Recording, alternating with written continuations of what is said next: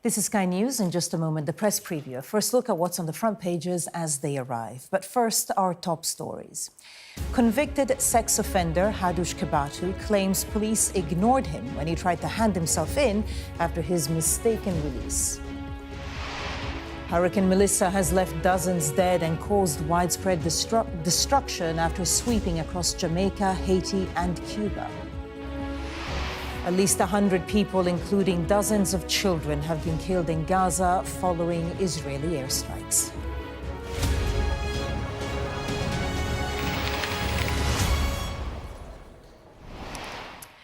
Hello there, you're watching the press preview, a first look at what's on the front pages as they arrive. It's time to see what's making the headlines with the political commentator Adam Boulton and the former First Minister of Northern Ireland, Baroness Arlene. They'll be with us from now until just before midnight. Welcome. So let's see what is on some of those front pages. Well, the Metro reports on how migrant sex offender Hadush Kebatu was given £500 when he threatened to disrupt his deportation to Ethiopia. And that story also makes the Daily Express. The Telegraph says the Chancellor is considering a 2p rise in income tax when she delivers her budget next month. The Eye's front page also focuses on the coming budget, writing that the Prime Minister refuses to rule out extending stealth taxes.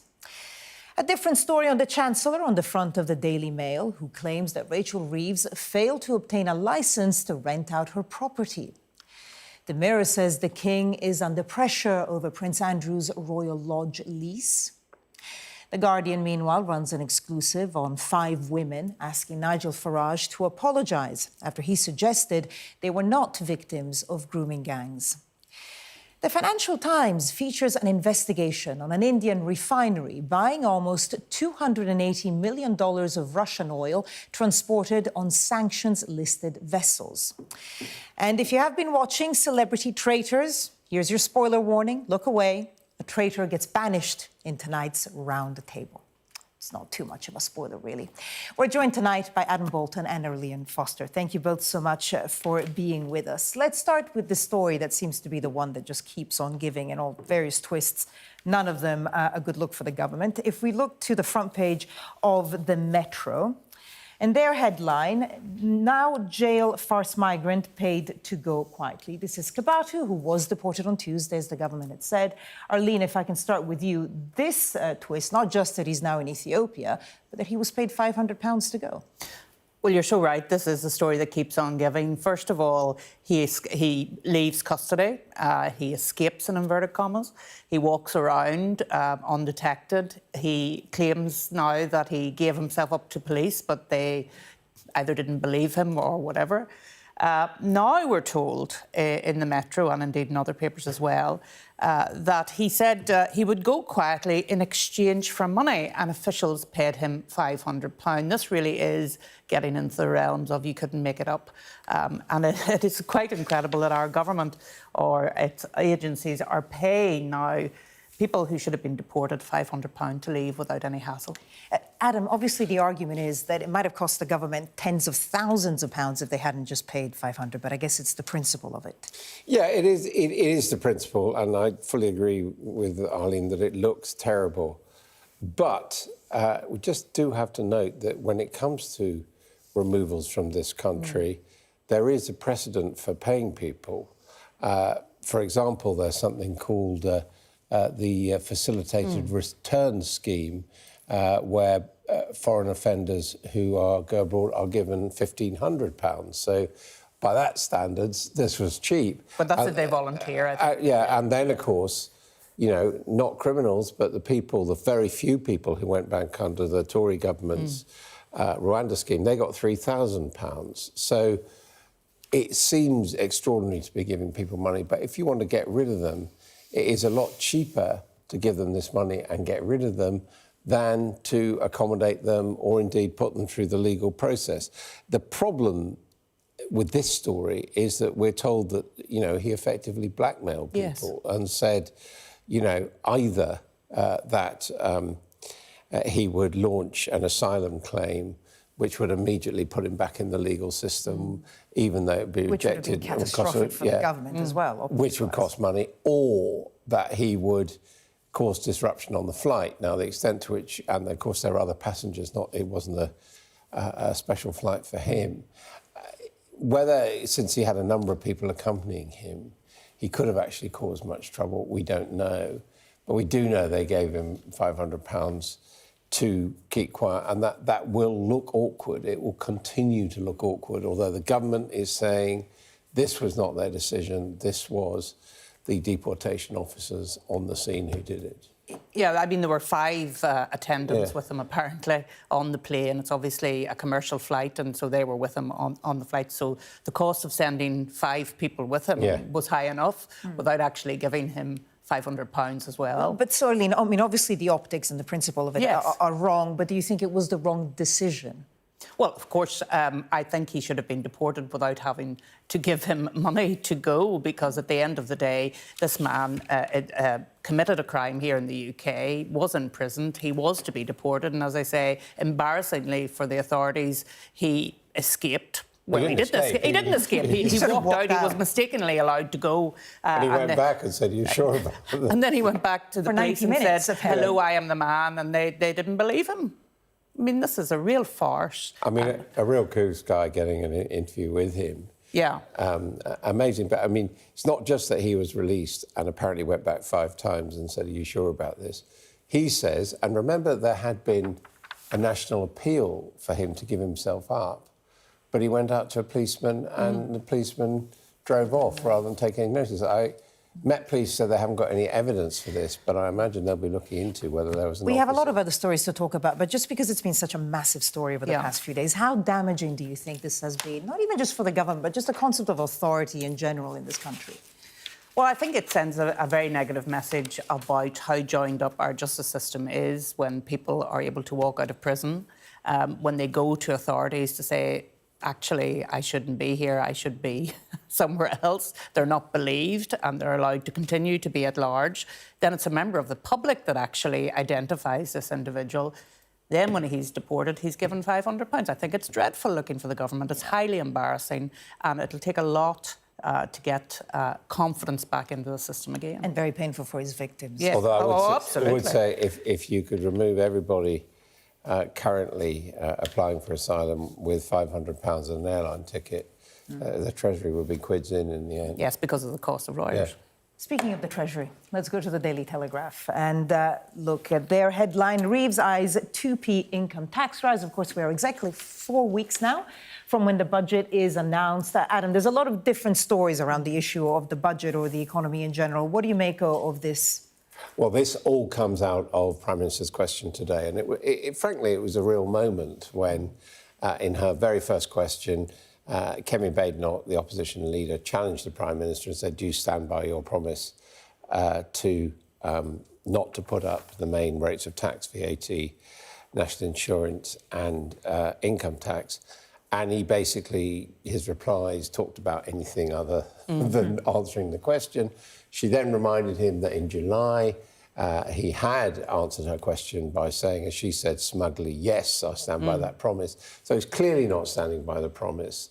So the expectation now is that in 4 weeks' time, as just about every independent economist said, the state of the nation's finances are such that taxes will have to go up. The only thing we have to say is we don't have any details as to what they're going to do. The Telegraph is saying it might be a 2p increase in income tax, which, if it was across all bands, seems to be the only single blow which could actually raise approaching £20 billion, cutting the deficit. Don't know if that's going to happen. And as you well know, there are leaks and briefings and hints before budgets about what's going to happen, and sometimes it's not, in terms of the impact on people's pockets, as bad as it looks. Arlene, forgive me before coming to you. Let's just pull up the front page of the Eye. Obviously, a different angle on the same story. Starmer signals rising basic rate of income tax to avoid austerity. What did you make of the exchange at PMQs?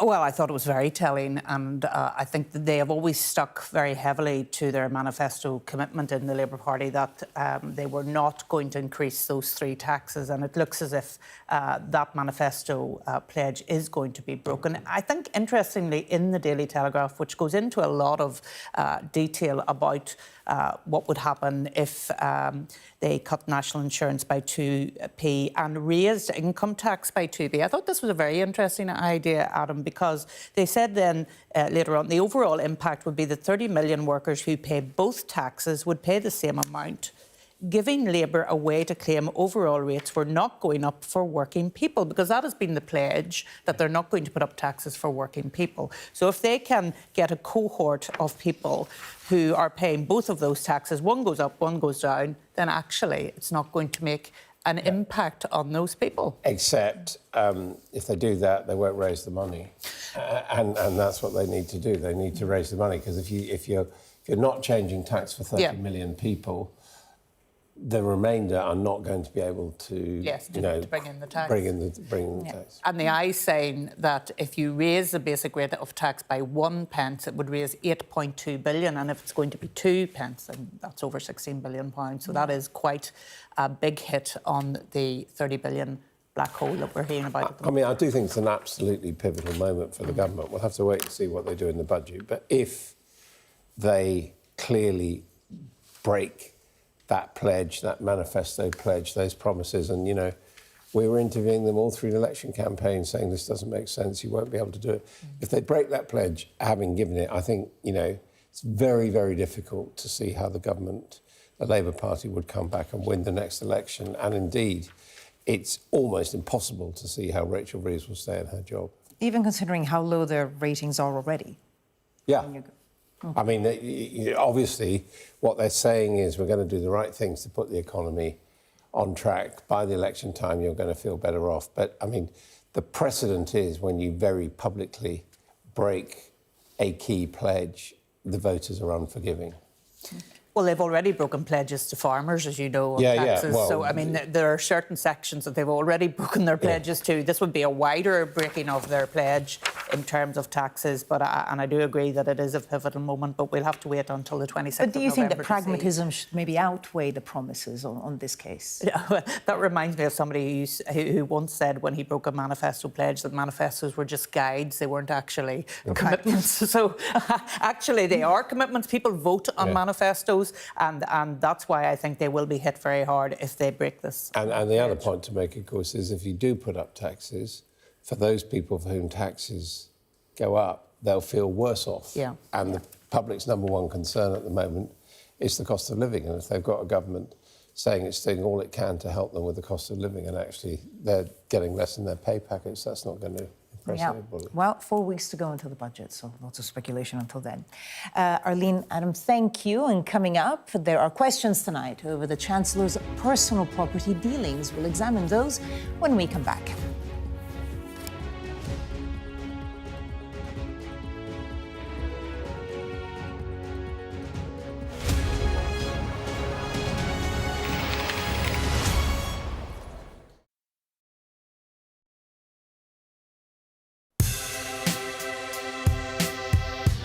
I'm Martin Brunt, and I'm Sky's crime correspondent.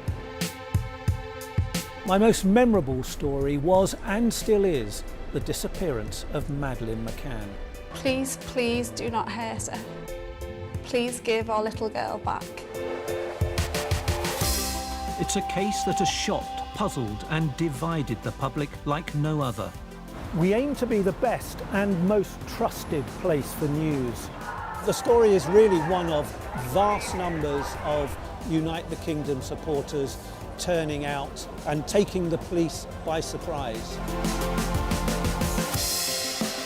I remember the grimmest case, the Soham murders of schoolgirls Holly and Jessica. I felt I can't undo what's happened, but I can help explain it. Ian Huntley was arrested and charged within a fortnight of the murders. Jihad al-Shami, the suspected Islamist terrorist who murdered Jews on UK soil. My biggest challenge was to persuade a jailed diamond thief to answer my letters. Martin Brunt, Sky News at the Old Bailey.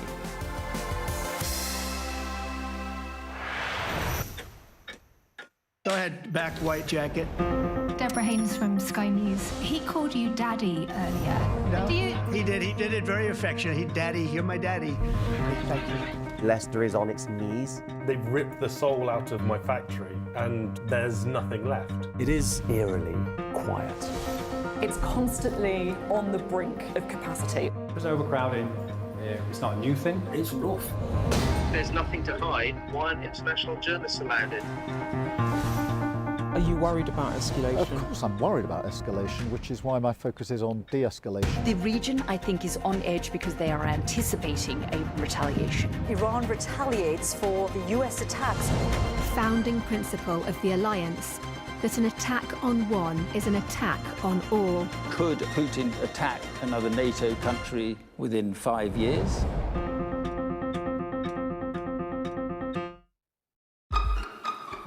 We've got your Sunday mornings covered.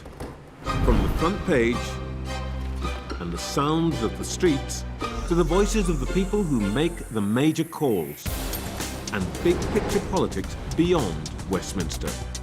We'll put you at the heart of our story. I'm ready. Are you? Join me, Trevor Phillips, Sunday mornings on Sky News.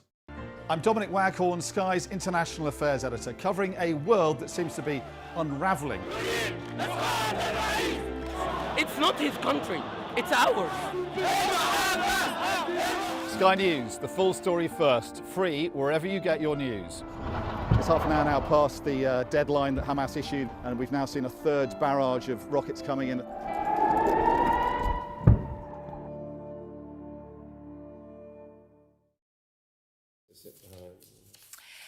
Welcome back. You're watching the press preview with me in the studio now, Adam Boulton and Arlene Foster. Right, let's go back to the papers. A very interesting story in the Daily Mail. Let's pull up the front page. Reeves illegally rented out her own family home. Now, we have a reply to that story from the Chancellor. But I'll tell you what, Arlene, why don't you just explain to us first what the allegation is from the Daily Mail? Well, the allegation is that when she became Chancellor, she obviously moved out of her family home and she rented out the family home. And apparently there's a licence that you have to obtain once you do that from the local council. That wasn't obtained, and now this has been found out, and obviously it has become a story for the Mail. It's their exclusive and has been picked up by some of the other papers. She has referred herself to the ethics advisor. She has told the Prime Minister, and she's saying it was an inadvertent mistake, but it's very unfortunate on the back of other housing mistakes that have been made by members of this government. Let's just read the statement that we've got from the Treasury. It says, since becoming Chancellor, Rachel Reeves has rented out her family home through a lettings agency. She had not been made aware of the licensing requirement, but as soon as it was brought to her attention, she took immediate action and has applied for the licence. This was an inadvertent mistake, and in the spirit of transparency, she has made the Prime Minister, the independent advisor on ministerial standards, and the Parliamentary Commissioner for Standards aware. So that's the reply that we had from the Treasury, and Adam, and then Arlene, of course. What do you make of it? Well, she's basically saying it's a fair cop, that she's admitting that she did indeed rent out her property without a licence. She's saying that she did it through a lettings agency and implying that they should have told her. That said, I'm not clear the extent of the quote's illegality or the extent of rule breaking. You know, I don't know if there's any record of people ever being prosecuted for doing this or not getting things straight.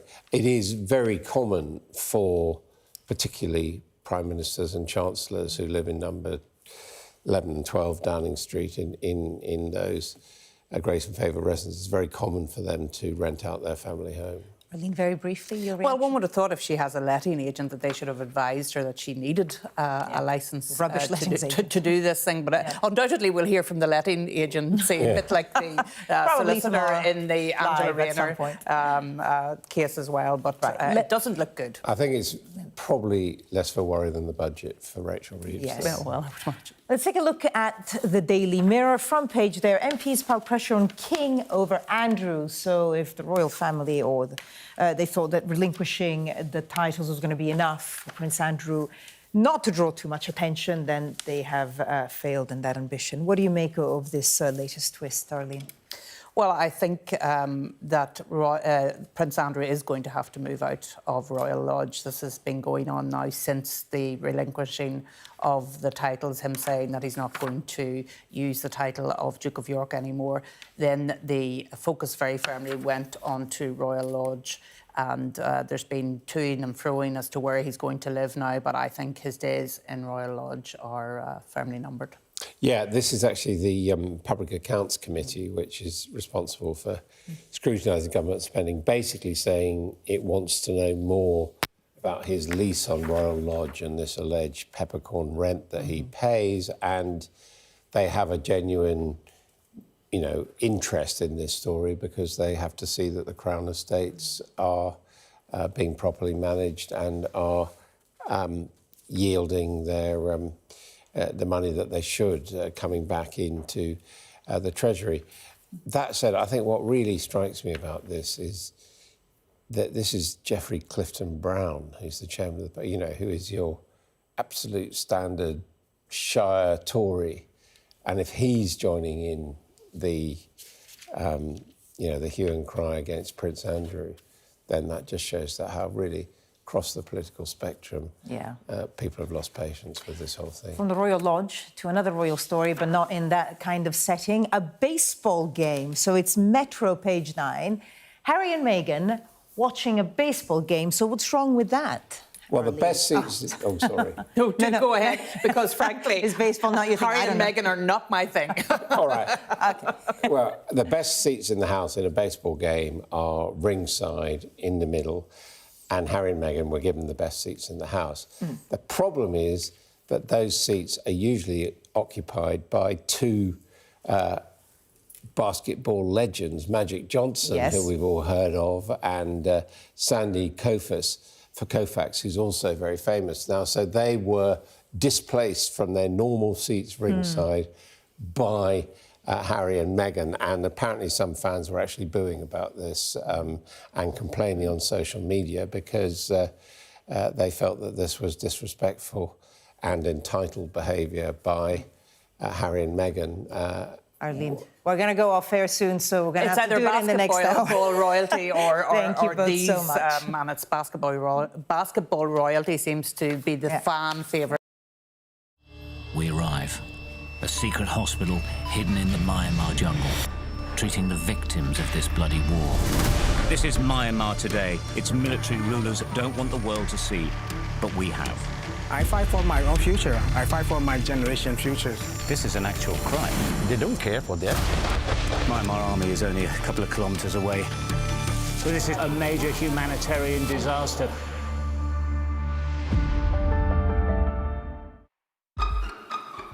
We've got your Sunday mornings covered. From the front page and the sounds of the streets to the voices of the people who make the major calls and big picture politics beyond Westminster. We'll put you at the heart of our story. I'm ready. Are you? Join me, Trevor Phillips, Sunday mornings on Sky News.